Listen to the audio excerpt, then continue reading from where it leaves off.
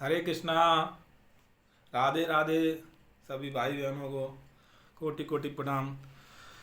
आज अपन संतों का जीवन चरित्र पढ़ते हैं। दिव्य मेरे पास पुस्तक है। पुस्तक कहना तो उसको गलत होगा, ये ग्रंथ है, हिमालय के सिद्ध योगी, इसके लेखक हैं आर कृष्ण। ते तेलंग स्वामी का क्रिया योग एक योग होता है जो हिमालय महाअवतार बाबा परंपरा से चला आ रहा है। तेलंग स्वामी क्रिया की उस प्रविधि का निरंतर अभ्यास करते, जिसका प्रकटीकरण महाअवतार बाबा ने श्री लाड़ी मासा के द्वारा काशी में करवाया था। महाअवतार बाबा ने लाड़ी मासा के द्वारा काशी में करवाया था। कुछ लोगों का ऐसा विश्वास कि महाअवतार बाबा ने स्वयं तेलंग स्वामी क्रिया की दीक्षा दक्षिण भारत की गुफा प्रदान की। इस बात का रहस्योद्घाटन स्वयं तेलंग स्वामी ने लाड़ी मासा के सामने कर दिया। रहस्योद्घाटन मतलब उस चीज का चर्चा। तेलंग स्वामी लाड़ी मासा से उम्र में 150 साल बड़े थे। मतलब तेलंग स्वामी जी एक लंबी अवधि से श्री रहे थे, लेकिन काशी में दोनों महापुरुष ने एक समय पर अपनी लीला रची।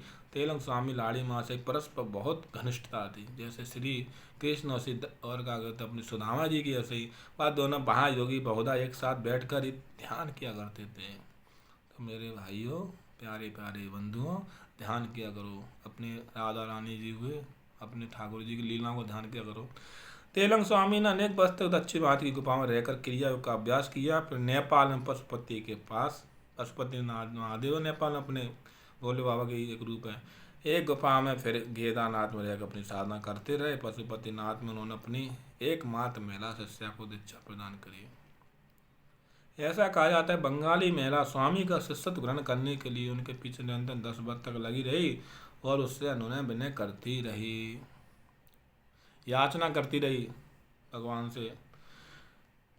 संत भगवान होते हैं, वह धैर्य से इतने वर्ष तक महायोगी कृपा दृष्टि पाने की चिंता करती। इसी उद्देश्य से वह महायोगी के पास केदारनाथ से लेकर पशुपति तक पीछे पीछे गई। अंत में पशुपतिनाथ ने तेलंग स्वामी से प्रार्थना स्वीकार करते हुए उसे अपनी शिष्या के रूप में स्वीकार कर लिया और उसे उसी गुफा में क्रिया योग की दीक्षा प्रदान की। इसके बाद तेलंग स्वामी तो उस गुफा का हमेशा के लिए परित्याग करके बनारस चले आए।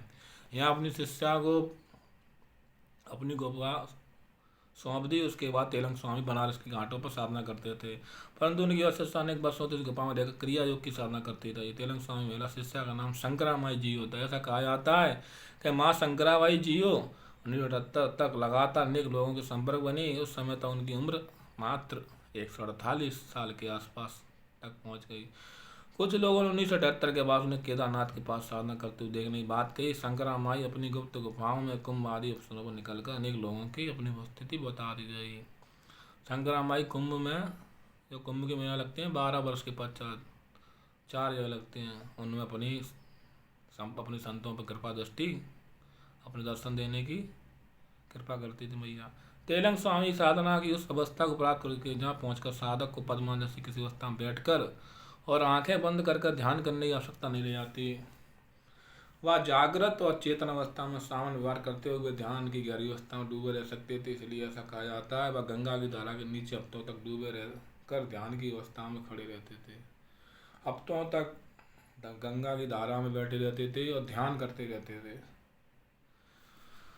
और गर्मियों के दौरान बनारस के गंगा घाट पर खिली धूप में ध्यान लगाकर बैठे देखे जाते थे। उनके लिए भोजन पानी की नहीं, ऐसी हमारे सदगुरुदेव महाराज श्री माखनदास जी महाराज चंबल मैया के तट पर निवास करते हैं। ऐसा कहा जाता है वो सदगुरु महाराज चंबल के नीचे भजन करते हैं। ऐसी इसी क्रिया से वायु ग्रहण करने की आवश्यकता भी नाम मात्र रह गई। मतलब क्रिया योग तो नहीं करते, उनकी साधना अलग है। तो जय श्री सदगुरुदेव भगवान की। लाइक करें, सब्सक्राइब करें, बेल आइकॉन का बटन दबाना सीखें, ज़्यादा से ज़्यादा इसको शेयर करें, हरि भक्तों तक इसको पहुँचाएं।